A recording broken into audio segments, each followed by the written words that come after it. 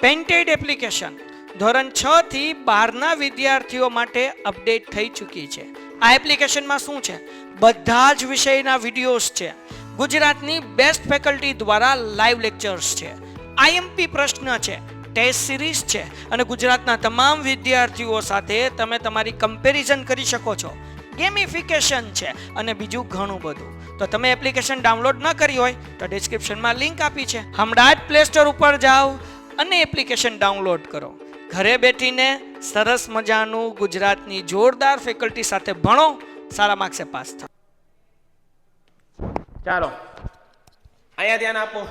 મેં આ ચેપ્ટર તમને થોડું ઘણું ભણાવ્યું હતું કે હાવ નથી ભણાવ્યું? ભણાવ્યું છે કે નથી ભણાવ્યું? હેપી નવરાત્રી, બધા લોકોને હેપી નવરાત્રી. નથી ભણાવ્યું કાંઈ વાંધો નહીં, મેં ભણાવ્યું છે, થોડું ઘણું ભણાવ્યું છે, કાંઈ વાંધો નહીં, હાલો નથી ભણાવ્યું.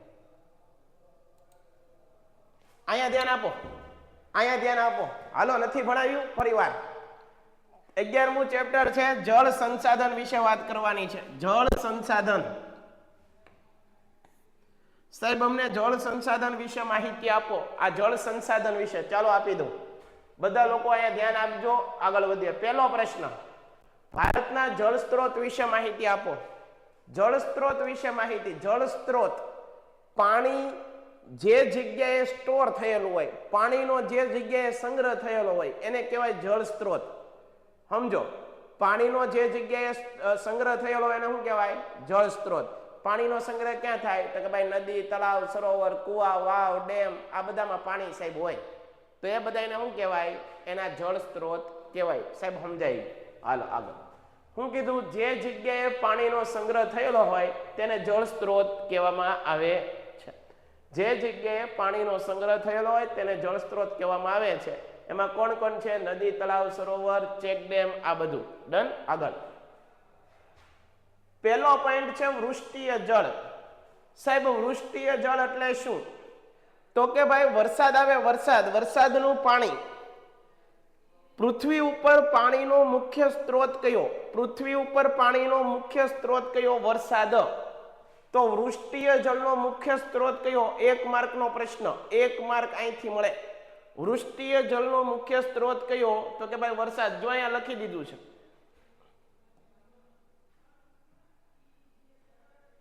વૃષ્ટિય જળનો મુખ્ય સ્ત્રોત કયો છે? તો કે ભાઈ વરસાદ. વૃષ્ટિય જળનો મુખ્ય સ્ત્રોત વરસાદ. સાહેબ સમજાઈ ગયું? આ બધા એના હાથ ઊંચા છે. શું છે આ બધું? આ બધા લોકોના હાથ ઊંચા છે. ભાઈ શું ફરિયાદ છે મને કહો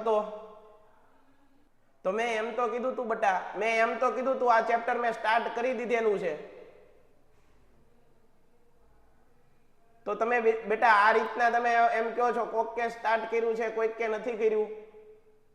લોકો આ પાડે છે, અડધા નથી. હાલો ભાઈ મને ખબર છે થોડુંક મેં કરી દીધું તું. આ પ્રશ્ન મેં ભણાવી દીધો હતો, આ વસ્તુ મેં કરાવી દીધી હતી. અહીંયા ધ્યાન આપો. વૃષ્ટિય જળનો મુખ્ય સ્ત્રોત કયો છે? વરસાદ. પછી એક પ્રશ્ન તમને આ પૂછાય છે 1 માર્કમાં, પૃષ્ઠીય જળનો મુખ્ય સ્ત્રોત કયો છે? આ પ્રશ્ન.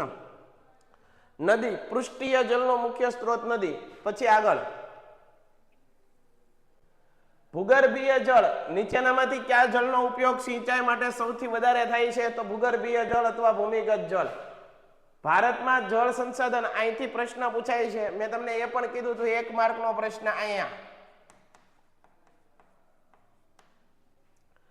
કાવેરી નદી ઉપર કયો ડેમ આવેલો છે? તો ગ્રાન્ડ એનિકટ. કાવેરી નદી ઉપર કયો ડેમ આવેલો છે? બધા કોમેન્ટ લખો. તો આ બધા હાથ હેઠા કરી નાખો, બધા લોકોના હાથ હેઠા કરી નાખો. ભલે હું ફરી વાર ભણાવું, તમે ધ્યાન આપો. અહીંયા સાચું કેવું નથી.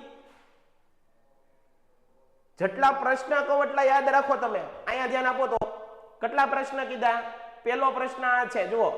આ પહેલો પ્રશ્ન તમારે પાકો કરી નાખવાનો છે. વૃષ્ટિય જળનો મુખ્ય સ્ત્રોત કયો છે? વરસાદ. એના પછી બીજો 2 નંબરનો બીજો પ્રશ્ન પૂછાય. પૃષ્ઠીય જળનો મુખ્ય સ્ત્રોત કયો છે? તો કે ભાઈ નદીઓ, જમીન ઉપર નદીઓ. ત્યારબાદ નીચેનામાંથી ભૂમિગત જળનો વધારો કોણ કરે? બરાબર છે? તો અહીંયા ધ્યાન આપો. નીચેનામાંથી ક્યાં જળનો ઉપયોગ સિંચાઈ માટે થાય છે? તમારે ખેતરની અંદર પાણી પાવું છે તો સૌથી વધારે કયા જળનો ઉપયોગ થાય? તો કે ભાઈ જમીનમાંથી પાણી કાઢવું પડે, કૂવામાંથી પાણી કાઢવું પડે. તો એ જળ કયું કહેવાય? ભૂગર્ભીય જળ અથવા ભૂમિગત જળ. કેવું જળ કહેવાય? ભૂમિગત જળ. ડન છે? હાલો આગળ. ચોથો પ્રશ્ન, આ પ્રશ્ન મોસ્ટ આઈએમપી. કાવેરી નદી ઉપર કયો ડેમ આવેલો છે? તો કાવેરી નદી ઉપર ગ્રાન્ડ એનિકટ. કાવેરી નદી ઉપર કયો ડેમ આવેલો છે? ગ્રાન્ડ એનિકટ નામનો ડેમ આવેલો છે. તમને એમ પૂછાય કે ગ્રાન્ડ એનિકટ નામનો ડેમ કઈ નદી ઉપર આવેલો છે? તો કાવેરી નદી ઉપર. આ પ્રશ્ન પણ પૂછાય, આડો અવળો ફેરવીને પૂછાય, યાદ રાખજો. આગળ જો આ પ્રશ્ન લખી દીધેલો છે, આટલી વસ્તુ ભણાવી દીધી હતી. આગળ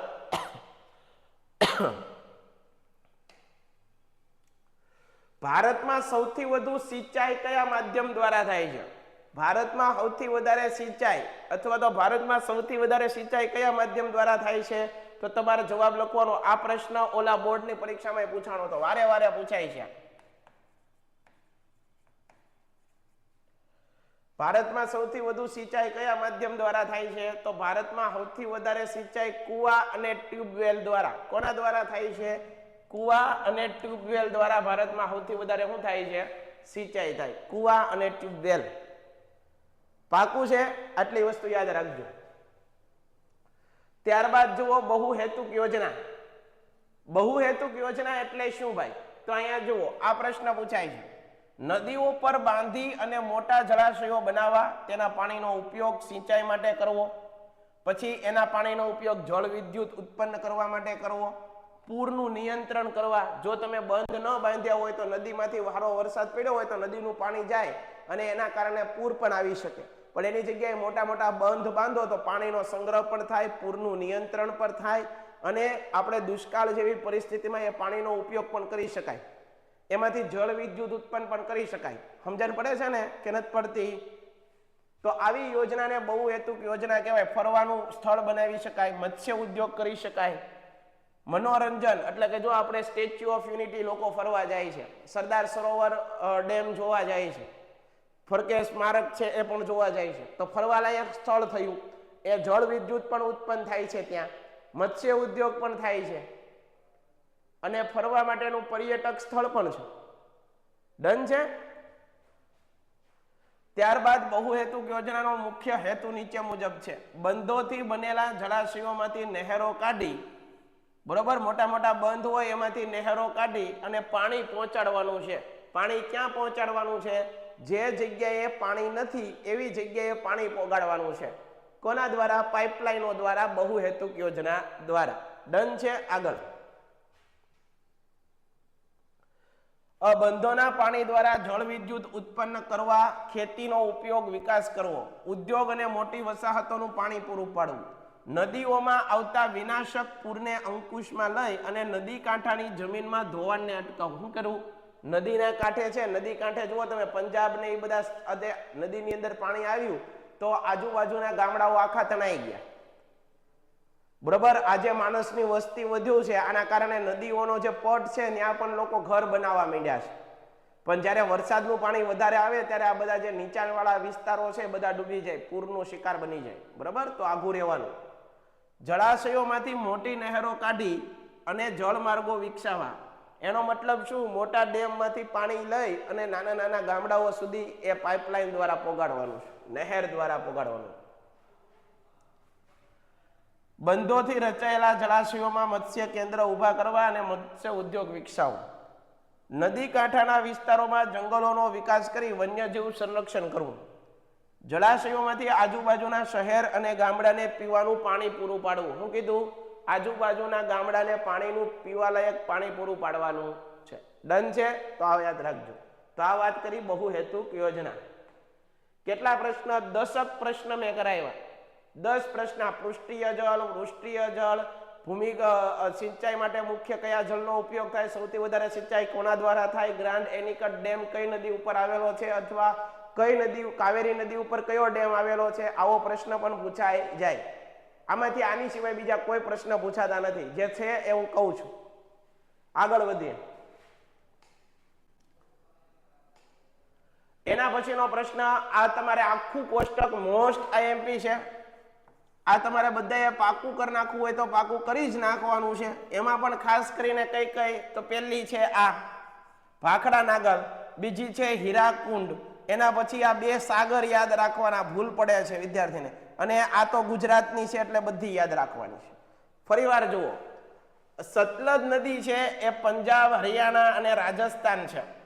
તો આ સતલજ નદી ઉપર ભાખડા નાગર યોજના આવેલી છે. આ ભાખડા નાગર યોજના આટલી બધી ઊંચાઈ ઉપર આવેલી છે કે ત્યાંથી તમે જો નીચે જુઓ તો માણસો અવડા બાકસ જેવડા લાગે તમને. આટલા ઊંચાઈ ઉપર આ ડેમ આવેલો છે ભાખડા નાગર, પંજાબ હરિયાણામાં. બરાબર છે? તો યાદ રાખજો, સતલજ નદી ઉપર કયો ડેમ આવ્યો છે પરીક્ષામાં પૂછાય તો ભાખડા નાગર ડેમ આવ્યો છે. કયો? ભાખડા નાગર. કઈ નદી ઉપર? સતલજ નદી ઉપર. આ કોસી નદી છે ને, કોસી નદી બિહારમાં છે. તો જે જગ્યાએ નદી હોય એ જ જગ્યાએ ડેમ હોય. સાચી વાત કે ખોટી? એવું તો ન હોય, નદી છે બિહારની અંદર અને ડેમ ગુજરાતમાં બનાવે એવું કોઈ કરે નહીં. તે ગાંડા કાયદા કહેવાય, એ માણા ન કહેવાય. જે જગ્યાએ નદીનું પાણી જાય ત્યાં જ ડેમ બનાવવાનો હોય. તો કોસી નદી બિહારમાં છે તો એના ઉપર સિંચાઈ આવેલી છે, એ પણ બિહારમાં આવેલી છે. દામોદર નદી ઉપર દામોદર ખીણ આવેલી છે. શું આવેલી છે? દામોદર નદી ઉપર કઈ સિંચાઈ યોજના? દામોદર ખીણ. એ ઝારખંડ અને પશ્ચિમ બંગાળમાં આવેલી છે. તમારે અહીંયા ધ્યાન આપવાનું, મહાનદી ઉપર કઈ સિંચાઈ યોજના? મહાનદી. આ મહાનદી ઉપર એક સિંચાઈ યોજના આવેલી છે, હીરાકુંડ યોજના. પરીક્ષામાં પૂછાય છે. મહાનદી ઉપર કઈ સિંચાઈ યોજના? હીરાકુંડ. કેવા કુંડ? હીરાકુંડ યોજના. કઈ નદી ઉપર? મહાનદી ઉપર. ક્યાં છે? ઓડિશામાં. પણ મહી નદી પૂછે, મહી નદી. તો મહી નદી ગુજરાતમાં છે પાછી. જુઓ, ભૂલ પડે કે નહીં? અહીંયા ભૂલ પડે કે નહીં? મહી નદી પૂછે કે મહાનદી પૂછે, ભૂલાઈ જાય. પરીક્ષામાં અહીંથી માર્ક કપાશે તમારો. તમારું ફોકસ નહીં હોય તો માર્ક કપાશે. ફરીવાર, મહી નદી ઉપર કઈ સિંચાઈ યોજના? તો કે ભાઈ કડાણા અને વણાક બોરી. કઈ? કડાણા અને વણાક બોરી સિંચાઈ યોજના કઈ નદી ઉપર છે? મહી નદી ઉપર. પણ તમને એમ પૂછે તો મહાનદી ઉપર કઈ? મહાનદી ઉપર કઈ? તો મહાનદી ઉપર હીરાકુંડ યોજના. કઈ?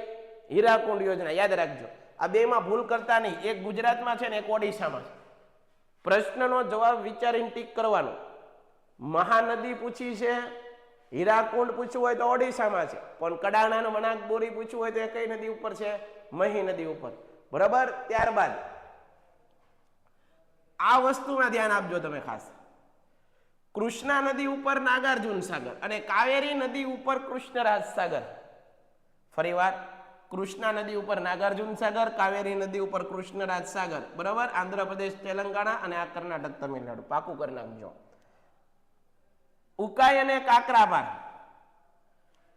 પેન્ટેડ એપ્લિકેશન ધોરણ 6 થી 12ના વિદ્યાર્થીઓ માટે અપડેટ થઈ ચૂકી છે. આ એપ્લિકેશનમાં શું છે? બધા જ વિષયના વિડીયોઝ છે. ગુજરાતની બેસ્ટ ફેકલ્ટી દ્વારા લાઈવ લેક્ચર્સ છે. આઈએમપી પ્રશ્ન છે, ટેસ્ટ સિરીઝ છે અને ગુજરાતના તમામ વિદ્યાર્થીઓ સાથે તમે તમારી કમ્પેરિઝન કરી શકો છો. ગેમિફિકેશન છે અને બીજું ઘણું બધું. તો તમે એપ્લિકેશન ડાઉનલોડ ન કરી હોય તો ડિસ્ક્રિપ્શનમાં લિંક આપી છે. હમણાં જ પ્લે સ્ટોર ઉપર જાઓ અને એપ્લિકેશન ડાઉનલોડ કરો. ઘરે બેઠીને સરસ મજાનું ગુજરાતની જોરદાર ફેકલ્ટી સાથે ભણો, સારા માર્ક્સે પાસ થાઓ. તાપી નદી ઉપર ઉકાઈ અને કાકરાપાર સિંચાઈ યોજના આવેલી છે. તાપી નદી ઉપર કઈ સિંચાઈ યોજના આવેલી છે? ઉકાઈ અને કાકરાપાર.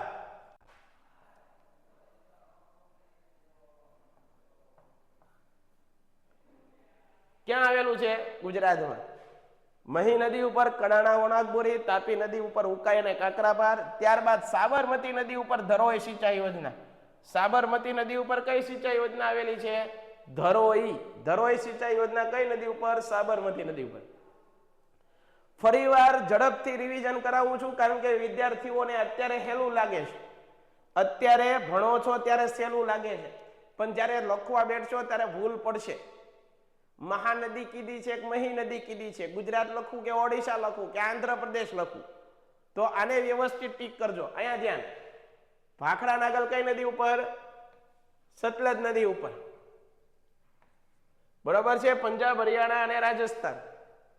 કોસી નદી બિહારમાં આવેલી છે તો એના ઉપર બિહાર સિંચાઈ યોજના. હીરાકુંડ મહાનદી ઉપર છે ઓડિશામાં. નાગાર્જુન સાગર કૃષ્ણા નદી ઉપર આંધ્રપ્રદેશ અને તેલંગાણા, કૃષ્ણરાજ સાગર કાવેરી નદી ઉપર કર્ણાટક તમિલનાડુમાં,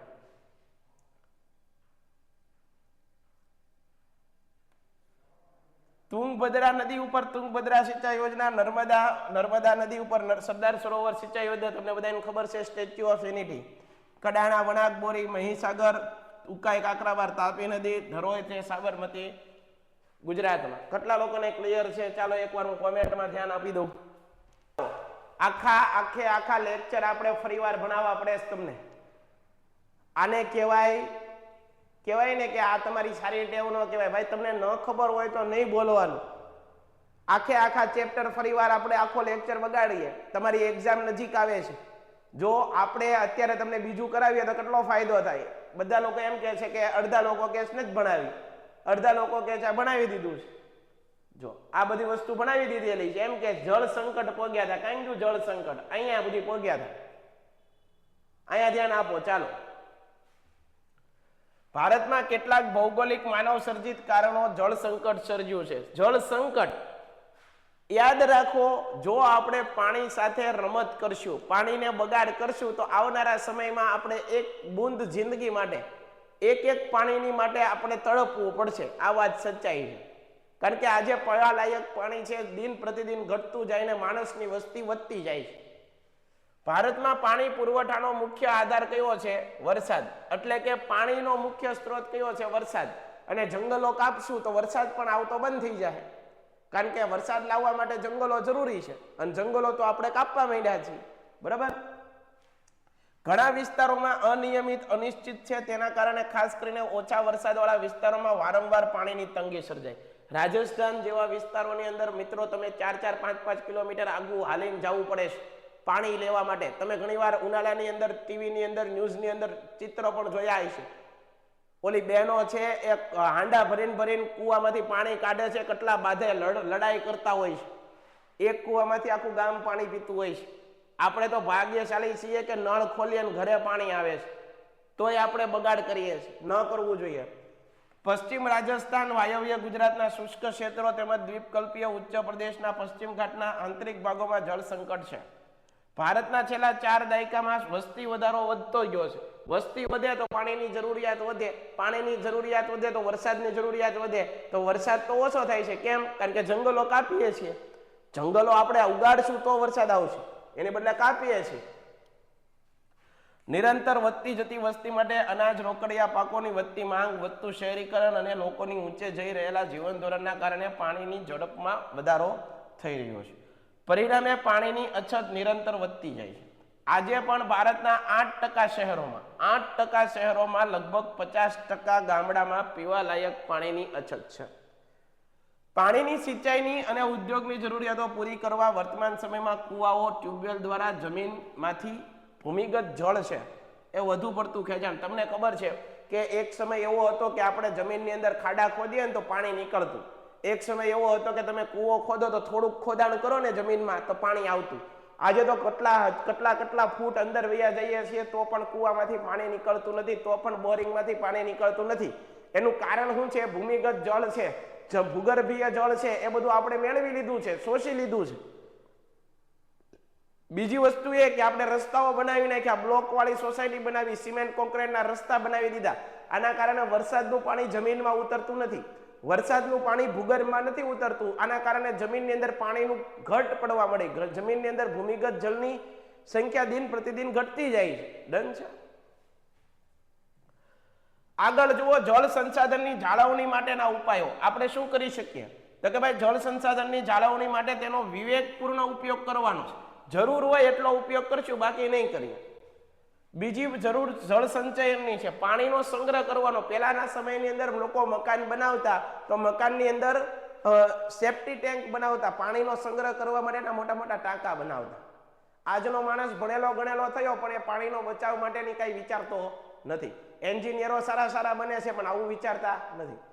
વરસાદનો પાણી છે, પહેલા બીજા વરસાદ હોય એનું પાણી અગાસીમાંથી જવા દે, ગટર ગંદુ હોય પાણી એટલે એને બહાર જવા દેવાનું. પછી અગાસી સાફ થઈ જાય અને પછી વરસાદ આવે ને એનું પાણી સીધું ટાંકાની અંદર ઉતારવાનું અને આખું વર્ષ એ પાણીનો ઉપયોગ કરવાનો. અને પાતાળ ટાંકા કહેવાય. બરાબર છે. આજે એવું કરવાની જરૂર છે જેથી કરીને પાણીનો સંગ્રહ કરી શકીએ, બચાવ કરી શકીએ. નદી બેસિનમાં જળનું સ્થાનાંતર ભૂમિગત જળ ઉપર લાવવા માટે પ્રયાસ કરવા જોઈએ. બેસિન એટલે શું? દાખલા તરીકે નદી આ રીતે નીકળી, આ નદી જે વિસ્તારમાંથી નીકળે છે તેની આ આજુબાજુનો વિસ્તાર છે ને, આ નદી જે વિસ્તારમાંથી પસાર થાય એની આજુબાજુના વિસ્તારને શું કહેવાય? બેસિન કહેવાય. શું કહેવાય એને? બેસિન. જળ એ રાષ્ટ્રની સંપત્તિ છે, આખા રાષ્ટ્રની. દેશના બધા વિસ્તાર માટે ન્યાયી ફાળવણી થવા માટે સરકાર ફરજ છે. આ અંગે કોઈ આંતરરાજ્ય જળ વિવાદ હોય તો તેનો જલ્દીથી ઉકેલ લાવવો જરૂરી છે, જેથી નદીઓ ઉપર બંધ બાંધીને જળાશયોનું નિર્માણ અટકી ન પડે. જળ સંસાધનોની જાળવણી માટે જળપ્લાવી ક્ષેત્રનો વિકાસ અને વૃષ્ટિ જળ સંચયન બહુ અગત્યનું છે. યાદ રાખજો. તો આ વસ્તુ તમને આવડવી જોઈએ. આગળ, જળપ્લાવિત ક્ષેત્ર. તો કે ભાઈ જળપ્લાવિત ક્ષેત્ર એ પ્રાકૃતિક એકમ છે. નદી બેસીન એવું ક્ષેત્ર છે જેમાં ખારો પાણી નદી અને શાખાઓ દ્વારા વહીને સ્ત્રાવ ક્ષેત્ર બનાવે. જળપ્લાવિત ક્ષેત્ર છેવટે શાખા નદી બેસીન વિસ્તારમાં હોય. ટૂંકમાં પાણીનો સંગ્રહ કરવા માટે જગ્યા. વરસાદના કારણે આ શાખા નદી દ્વારા પાણી વહી આગળ જાય છે, છેવટે કોઈ નદીને મળી જાય છે. જળપ્લાવિત ક્ષેત્ર વિકાસ એક સમગ્રતયા વિકાસનો અભિગમ છે, જેમાં જમીન ભેજ સંરક્ષણ, સ્થળ સંચયન, વૃક્ષારોપણ કરવું, વનીકરણ એટલે કે વૃક્ષો વાવવા, હોર્ટિકલ્ચર, ગોચર વિકાસ, સામુદાયિક ભૂમિ સંસાધનો ઉત્થાન કાર્યક્રમો સમાવેશ થાય છે. આ બધા કાર્યક્રમ અને ભૂમિ ક્ષમતા તથા લોકોની સ્થાનિક જરૂરિયાતો ધ્યાનમાં રાખવાની હોય છે. આમાં સ્થાનિક લોકોની સહભાગિતાની જરૂર હોય છે, એટલે કે આજુબાજુના ગામડાની જરૂર હોય છે. આ પ્રશ્ન એટલો બધો કામનો નથી, પણ બહુ હેતુ પ્રશ્ન કામનો છે. આ પ્રશ્ન બહુ કામનો છે. વૃષ્ટિ જળ સંચયન, મોસ્ટ આઈએમપી. વૃષ્ટિ જળ સંચયન એટલે શું? વૃષ્ટિ એટલે વરસાદ. વરસાદના પાણીનો સંગ્રહ કરવા માટે શું કરવું પડે? તો કે ભાઈ બંધ બનાવવા પડે, ડેમ બનાવવા જોઈએ, નાની ખેત તલાવડી, ખેતર હોય તો એની અંદર તલાવડી બનાવવી જોઈએ. ખેતરની ફરતે પાણીનો સંગ્રહ થાય એટલે મોટી મોટી નીકો બનાવવી જોઈએ, મોટી મોટી ઊંડા ખાડા કરવા જોઈએ. એમાં પાણી સંગ્રહ થાય તો જમીનની અંદર પાણી ઉમેરાય. બરોબર? તો ભૂમિગત જળનો જથ્થો વધારવા માટે વૃષ્ટિય જળ સંચયન કરવો જરૂરી છે. આ પ્રવૃત્તિમાં કુવા બંધવા, બંધારા, ખેત તલાવડીઓ નિર્માણ દ્વારા વરસાદના પાણીને એકઠું કરવામાં આવે છે. તેનાથી ભૂમિમાં જળ સંચયન થઈ ભૂમિગત જળની સપાટી ઊંચે આવે છે. સંચિત વૃષ્ટિ જળના અનેક વિવિધ ઉપયોગો છે. પાણીની વધતી જતી માંગ પૂરી કરવી, સપાટી પરથી પાણી વહી જાય એને રોકવું. નકર શું છે કે પાણી બધું દરિયામાં વહ્યું જાય, ગટરમાં ભળી જાય. સડક માર્ગમાં પાણીના ન ભરાવાથી બચાવવા, ભૂમિગત જળનું પ્રદૂષણ ઘટાડવું, એની ગુણવત્તામાં સુધારો કરવો. ઉનાળા અને લાંબા શુષ્ક સમયગાળામાં પાણીનું ઘરેલું જરૂરિયાતને પહોંચી વળવું. મોટા શહેરોમાં બહુમાળી મકાનોમાં ધાબા, અગાશી, છાપરા પર પડતા વરસાદનું પાણી એકઠું કરવા મકાનના પરિસર મોટા વરસાદના ઠાકા બનાવવા. વૃષ્ટિ જળ સંચય માટે કેટલીક ઓછી ખર્ચાળ પદ્ધતિઓ પણ છે. તેમાં પાણી ભરવા માટે ખાડાઓનું નિર્માણ કરવું, ખેતર ફરતે ઊંડી નીકો ખોદવી અને નાની નાની નદી પર બંધારા બાંધવા વગેરેનો સમાવેશ કરવામાં આવે છે. ક્લિયર છે? તો આ વાત કરી. જો આવી રીતે નાની નાની ખેત તલાવડી બાંધાય, ડેમ બાંધીએ, તમે ગામડામાં જાઓ તો ચેક ડેમ હોય. બરાબર? તો આ રીતનું કરવાનું છે. તો બેટા આજ પૂરતું આપણે આટલું રાખીએ છીએ. બરાબર? બીજું આપણે કાલે આગળ ભણશું.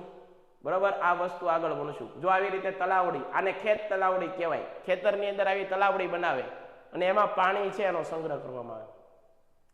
ડન છે? તો આજ પૂરતું આટલું રાખીએ છીએ. પ્રથમ નવરાત્રિ છે. નવરાત્રિનું પ્રથમ નોરતું છે. બધા લોકોને નવરાત્રિની ખૂબ ખૂબ શુભકામના. બરાબર છે? રમવા જાઓ તો ઘડીક રમીને પાછા ભણવામાં પણ ધ્યાન દેજો. માતાજી પાસે પગે લાગજો, પ્રાર્થના કરજો કે હે માતાજી અમને શક્તિ આપો. બરાબર છે? બાકી અમે લડી લઈશું. તો બધા લોકોને જય Hind, happy Navratri. Happy Navratri. PDF મોકલી દઈશ, કાંઈ વાંધો નહીં, નકશાઈ કરાવીશ. ડન છે? તો આજ પૂરતું આટલું રાખીએ છીએ. Painted Painless Learning.